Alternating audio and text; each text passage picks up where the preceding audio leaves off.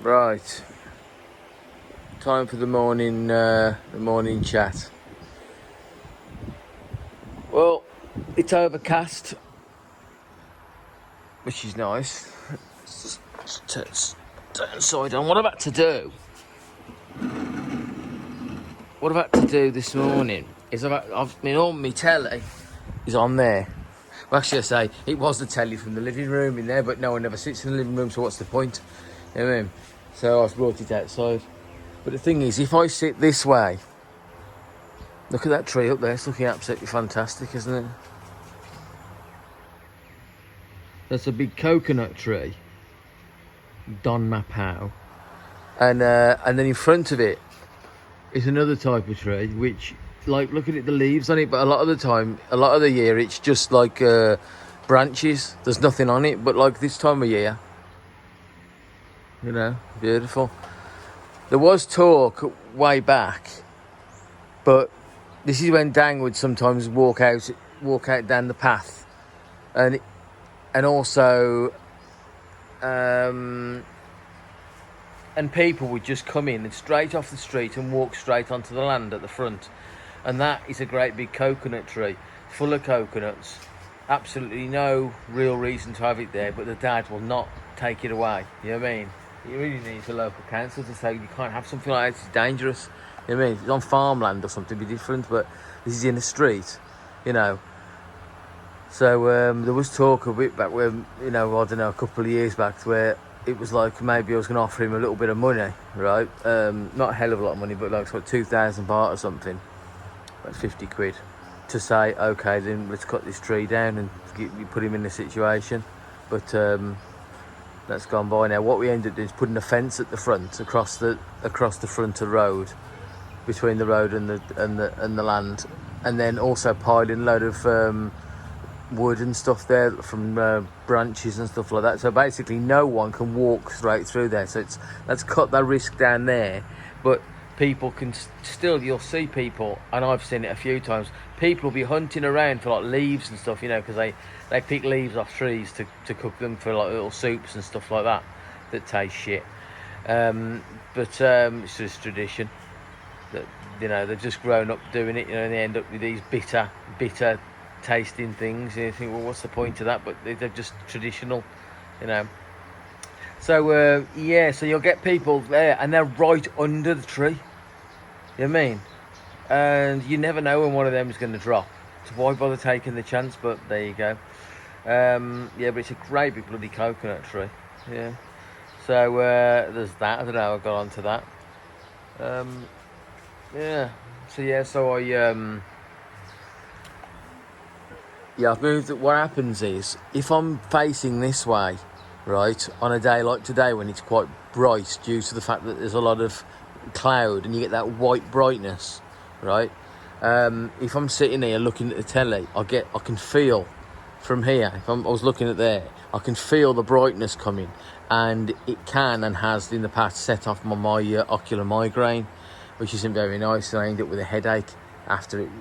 It's where you get like your vision gets all blurred in one eye, and you can't actually see anything at your peripheral I'm not going to say that, peripheral vision. Oh, there you go. I went to school, and you can't see anything. Then you end up within about 10 minutes after it's finished. It goes on for about 10 minutes. After 10 minutes, you then get a blinding headache. So you end up just have to whack the Nurofen down. So just avoid it is best, and just look into normal. So I've moved it to there. I'm watching a video on the Kawasaki Versys, which is what I've got here. Obviously I want a close up of that. I've gone off road. You know, I've got my back tyre is a 100% off road tyre, and the front tyre is a half.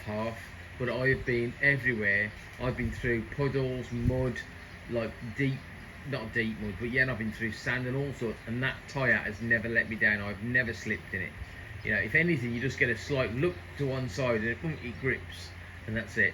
But I have got a full off-road front, right? But the problem is, it's a bit chunky, and the the mud guard at the front, it touches the mud guard, only very slightly actually.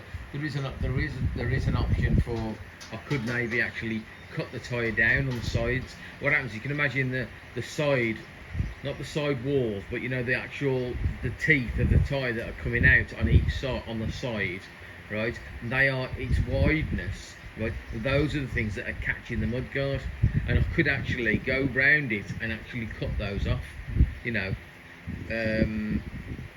But probably not really, because it is properly profiled. Obviously, you go around a corner, you know, so I probably wouldn't do that. But I just took the mud guard off last time, but it was a dry season, and as soon as it started getting a bit of rain and we got and I started going through a little bit of mud, I started realising that I was getting mud, getting spraying right up, and it was going in my eyes. Got the first time it happened, Jesus Christ, it was like I was just like somebody standing in front of me flicking mud in my eyes. Whoa. So yeah. So yeah, so that front tyre is the best, because also I can drive on that front tyre in the wet. Yeah. So there we go. Right. Bring us back out of focus. Yeah, so I've moved over here, and that's that. Made myself a couple of rolls this morning, because so you know it's cooked inside. 20 minutes on about 175, and so they're a bit more. I can't, if you do them a little less, you can get them so they're quite soft, you know what I mean, but I'm alright with that. Get a bit of New Zealand butter on them, they'll be beautiful. And that's all I'm having. That's all I'll have today. When I get hungry, I'll have just those. No eggs with them. No dinner time. No sort of at like 1300 hours having oh, I know what I'll do. I'll go to the noodle shop. You know what I mean? And having noodles, and then having a frappe, you know, one of them ice shakes, and all that kind of stuff. And then in the afternoon, being absolutely full. You know what I mean? And then that wears off. That'll wear off, and then by the night time comes, and it's like about 7 or 8 o'clock at night. Then it's like, oh yeah, I'll have something to eat. And what a lot of times I do is I'll see these little 20-baht bags of food on the road, like you do, a hand say tongue, and I'll go, oh yeah, I'll have that one, and I'll have that one. Oh, you only live once, I'll have that one, and that one. I'll just taste, as a taster. No, you end up just eating them all. So you end up eating 3 whole meals. You know what I mean? So I won't be doing that. And so, yeah. I think last night I had some lau cow, the local white rice derived 40% alcohol. I had that, and I had a couple of beers. I don't believe I bought 3, but I didn't have them all, because you just never know. Sometimes you need 3. You know what I mean? Yeah. So yeah, what I'm doing is I'm looking at videos, because I've just had I've had my tourist visa, my visa exemption. Somebody said online once, well, that's not a visa. And I was like, well, what can I call it? It's a visa exemption visa. Basically, you don't get a visa, you're visa exempt. So you just get a visa exempt stamp. But yeah, I suppose it's not a visa, it's a stamp. It's permission to stay in it. So I've got another one from the 7th of the month, I've got another 2 months. The idea really was that I'd go back before then, when it's still warm in England, and I can get into the my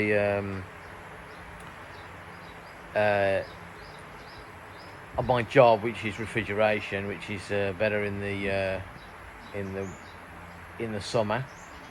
But hopefully with some of the jobs getting sent through on the email and stuff, it looks like there's a major shortage of people with half a brain cell in England. Looks like it's basically, the UK consists of your 30-year-olds basically consist of university graduates who basically are useless, right? They majored in history or whatever, right? English. They just got jobs, right? And then the other ones are just thick, So looks like having half a brain cell's worked out all right.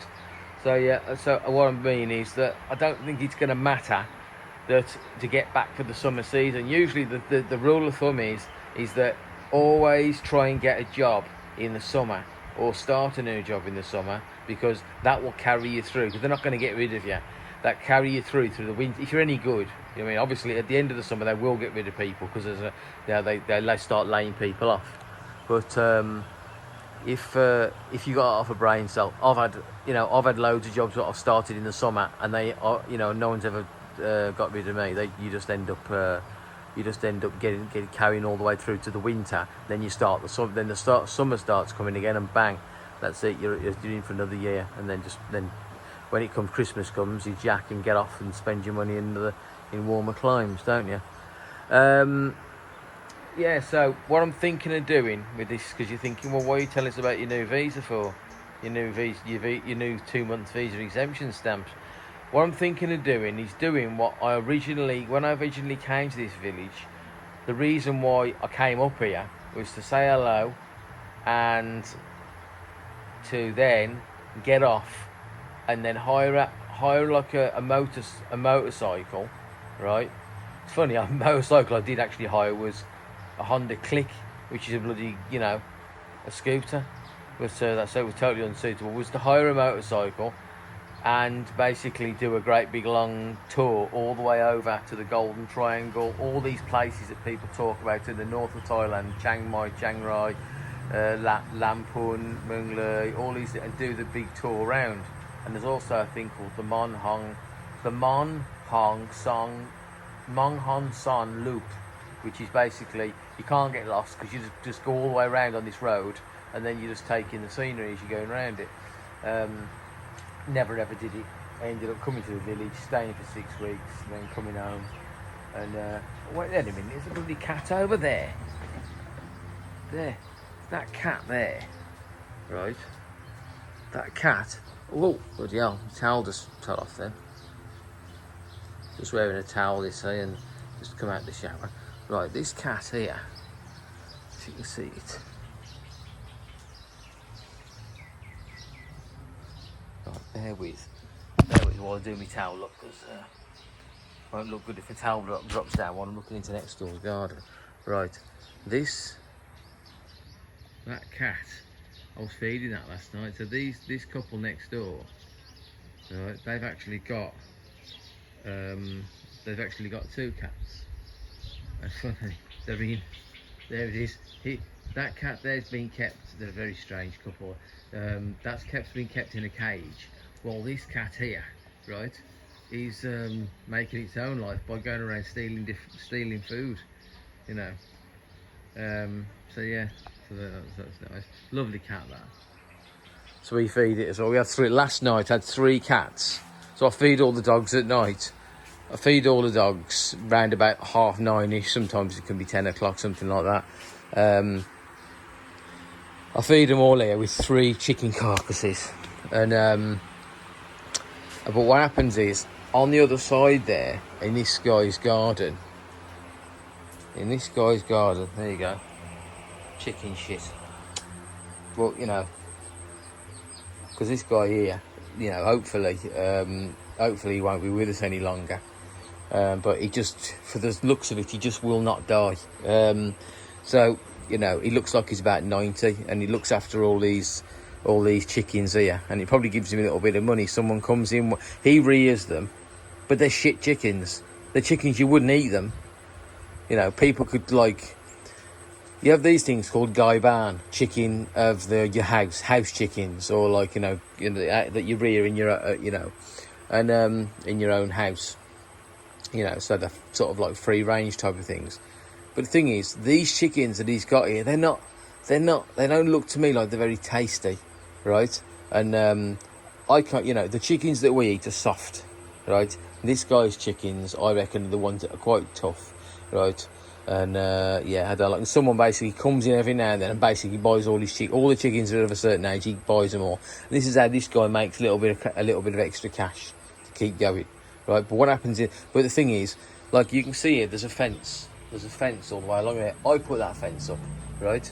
right, for two reasons. One reason was to stop the dogs from marauding all the way into his, they'll just decide they all want to run somewhere. They just run straight across here, straight away across his garden, and used to annoy him for years. So I decided, let's do it, just to stop the, just get 80% of the traffic down. Doesn't stop and just run. They always have, now they can only run out onto the street and then run around if they want to come down, which they won't.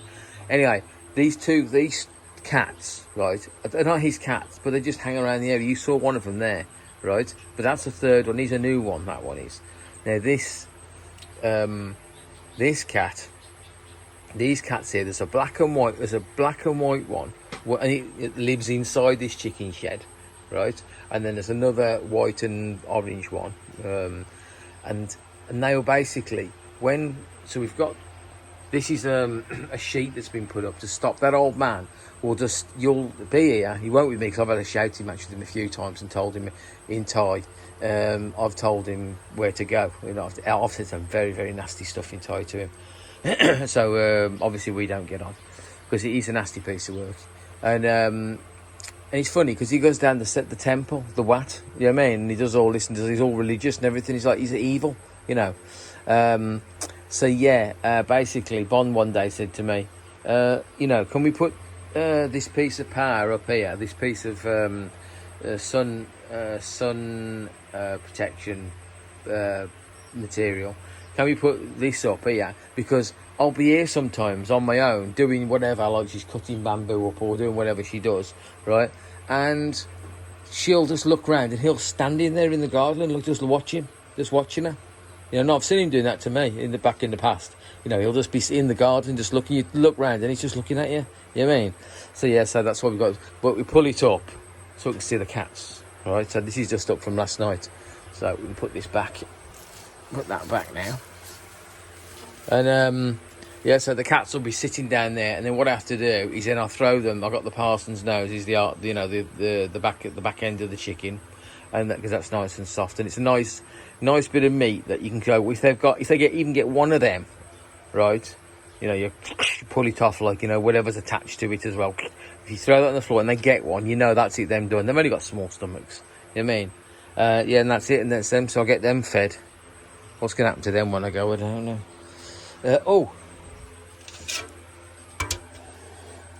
Chicken soup there. I need to put that there for one of the dogs. That's from last night. Yeah, a lot of people asking me about what do I do about my fats. So there you go. So that is there. So if I smell that now, that's fine. It's got a chickeny smell to it. But yeah, that's that. Now, you've got to, basically that is chicken fat that I've harvested off the top of the soup as I'm cooking chicken carcasses. But you have to be very careful, right? If you leave it out in these type of temperatures, like now, it's like whatever, 28 degrees, 30 degrees, something like that. If you've got any of the actual meat or the soup of the chicken in that, right, it will go off and you'll end up thinking, oh yeah, that's all right. Nah, this stuff can be left out in normal temperature, right? But you've got to take all that. You've got to make. So what you do, you put it in your pan, and you have it, and you boil it up so it's really going. There's no way water could exist in there, right? And then that's it. Then there's no water in there. Because I tell you, if you leave it, and there's even just a little bit, like that one. That's what happened to this. Was got to be thrown away. That there, if you took the lid off that, it would absolutely pong. Really bad, right? Because what's happened is, I left it there, and a little bit of water started to settle out of it over time. I went, oh, bloody hell, there's some soup come out of that. That's before I was really fastidious about how I do it. And I took the lid off one day. Jesus Christ, it's just off. You know what I mean? Very, very, very bad smell of shit, basically. Yeah. So you've got, about that, don't you? I've made the counterbalance thing. That's it. And then put it down. Sorted. That pretty much does us. It's Sunday, so I won't expect to hear from Toshiba, but the rust. Being very, very interested to see what they have to say about the fact that this is broke out less than a year old. It's got multiple spots of rust. You can't even say it's one spot. You know what I mean? Look, one spot there. one spot here. So that's the lid gone, right? There. You know what I mean? And then on the other side's the same. Around the dials, it's everywhere. You know, it's an absolute load of shit. Yeah, so what I'm going to do, I think, if I could make something where I could take one of the dogs with me, it'd be good. You know what I mean? Anyway, no, that's a bit stupid. Yeah, so yeah, that's it, you know. And then get going around, do a bit of touring. A week out of 8 weeks. Just drive over there. It's about 10 to get over to that area. It's about 10 hours, and I'm not interested in doing a 10-hour trip. You know what I mean? This bike, and what I've done, this bike, it's got the throttle is so strong, right? I don't believe it's vibration because I never get it in the left hand, but on the right hand, my hand aches and stuff like that. You know, I've been driving this a lot lately, so it's going down a bit because my hand's getting stronger. You know, but it's not very nice, I can tell you. So I've got to get a device. You can buy multiple devices, but some of them, the best ones, are quite expensive. You know, they can be like $100 or something like that. So you know, but and basically it's where you attach you attach a bit to the handle, the actual bit where your switches are, the stationary part of your handlebars. You attach a ring on there that's like it's like a clutch plate.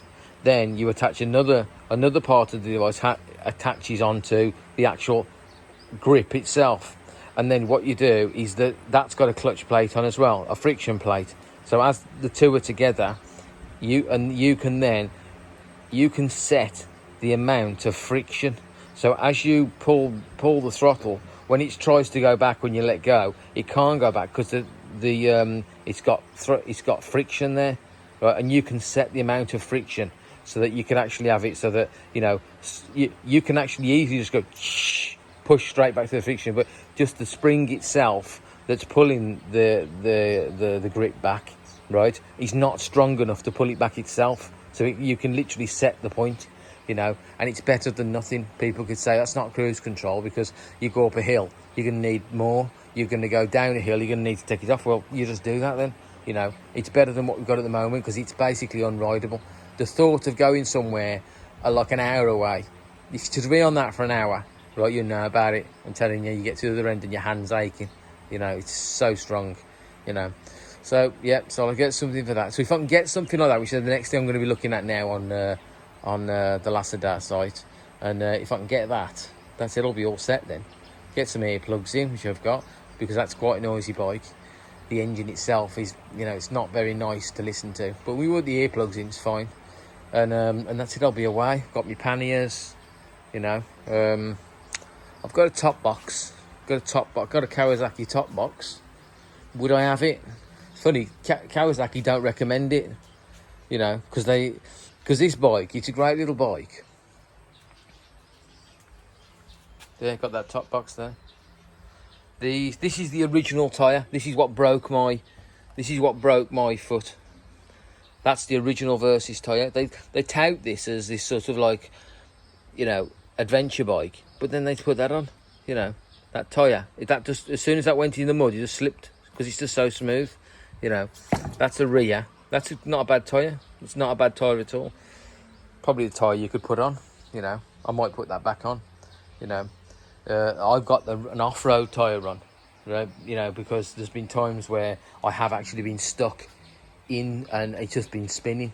You know what I mean? But that I went in the same great big long strip of mud I went through the other day, and that's when I got stuck in it. I had to actually push the bike through the mud. I mean, like it was like a 5 meter long strip that I just went, oh, I'm going to drive down. It was like a tractor track or something, or you know, where a truck had gone through, but now it had rained and it was full of mud and it was like about 2 foot wide. And I thought, yeah, let's go through that. I went through it. The front was fine, but the back, right, just started. I got halfway through it. I got down to the bottom of the mud and it was just spinning. And I was like, shit, I had to get off. Got completely dirty, and then I had to basically get off and then throttle it, push it and throttle it at the same time, you know, standing at the side of the bike.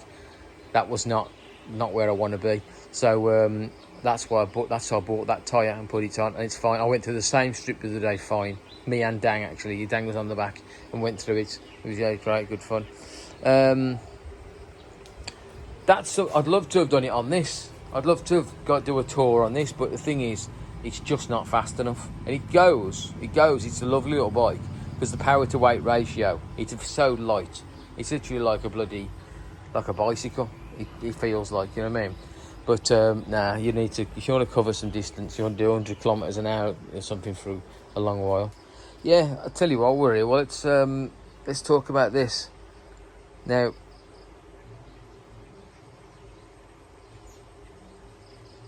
Right, what do I want to say about it?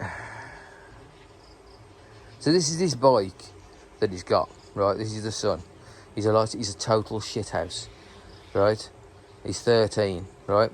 And now, what annoys me about all this, right? This situation, he's got this bike, right?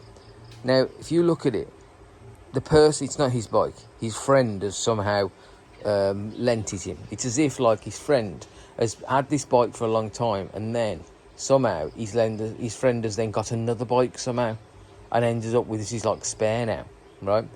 And he's been borrowing it a few times throughout the time I've been here, the year and a half, and then this time he's nearly having it every day, right? And this bike is totally modified. It's cost a lot of money to do all these bits. And can you imagine?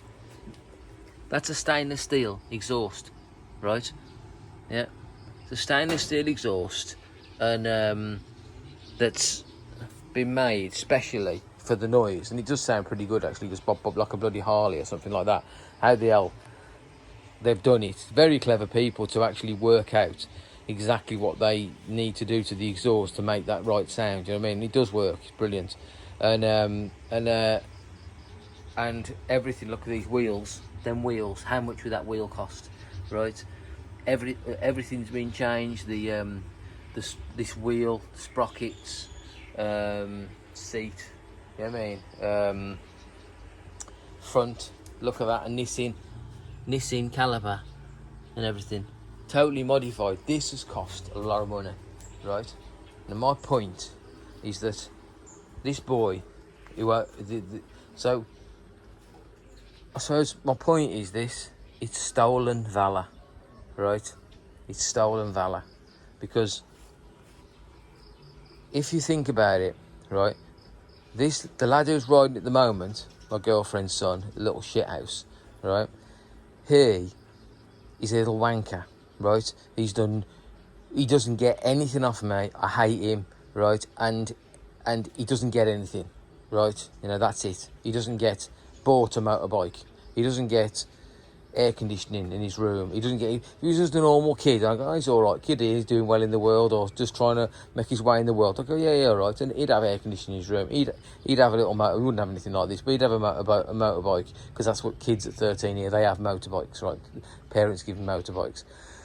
So he's one of the only ones who hasn't got a motorbike, because I'm not interested in financing him. He's a little wanker, right? So he is somehow, right, now he's quite a popular kid, you see, right? He's tall, good looking, 13, he's very tall for his age, you know, and he's like, he is somehow, he gets things, you know what I mean? It's like, we were all kids, right? And he has coerced somebody, I believe, he's coerced, I don't know this person who's got this, right? But somehow, he's coerced somebody into this person who owns this bike into lending it him. You know what I mean? I don't know anything about it, but I believe that's it. Because for someone just to be that I'm his mate, for one of his mates just be, I like you so much, I'm going to let you have this all the time. You're like, what? You know what I mean? What do his parents think of that? You know what I mean? His parents have just basically let him have this. So what he does now, you see him riding around on this, right? And so he's getting the full, he's getting something for nothing.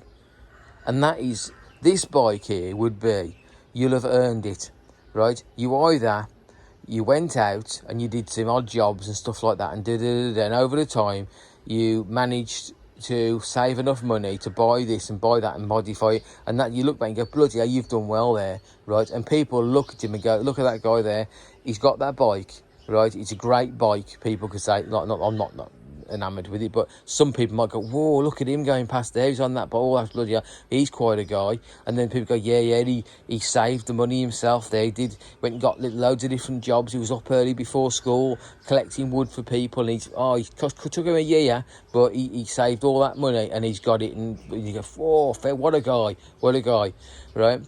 And then, now that's one way you could probably get a bike like this. The other way is that your parents just buy you anything you want, right? But that child who gets bought everything they want, I can only assume they've got to be a good kid, because most parents wouldn't buy a bad kid anything they want, right? But they've earned it in one way or another. So a person either earns it by they've paid for it themselves, saved it, the first scenario I talked about, or the second scenario is that they're just a good kid, right? And the parents go, you know what, you're all right, you are, you cause us no problems, you bring us no drama, you never stole any money, you don't cause us any problems in the house. There you go. What do you want? Oh, I want this bike. Right, it's yours. Got it for you. Oh, brilliant. Thanks a lot. Everything's great. Now, this lad I'm talking about here, our lad, right, who's riding it, he's none of them things. He's lazy. He's dirty, right? He just gets food and he'll get like a plate of food, and then you'll never see the plate again because it's in his room, and multiple plates. I mean, like 5 bowls and stuff like that. Yeah. Or be in his room, and you go, where's all the bowls gone? You look in his room, they're all there on the floor with all stale, with all old food in them. It's like, what? So that boy would never get anything, right? And so it's basically, he's going around at the moment. You see him, he drives it a lot now. He drives it about 3 or 4 times at night. He'll be in and out of it all the time on it. You know what I mean? But it's like he's using it like it's his bike, and he's going around, and it's like, oh yeah, I'm the coolest thing since sliced bread. But he's not, is he? He's stolen valor. He's like wearing the medals. He's wearing a load of medals that somebody else has earned, and he's wearing them. And so he's got people looking. Oh, look at him! He's done some tours of Afghanistan. Isn't he? No, it's all lies. This is what this is. It's stolen valor. He's a little prick. And there you go. So yeah, that'll end my sermon for today, and I hope you enjoyed it. Okay. Night night.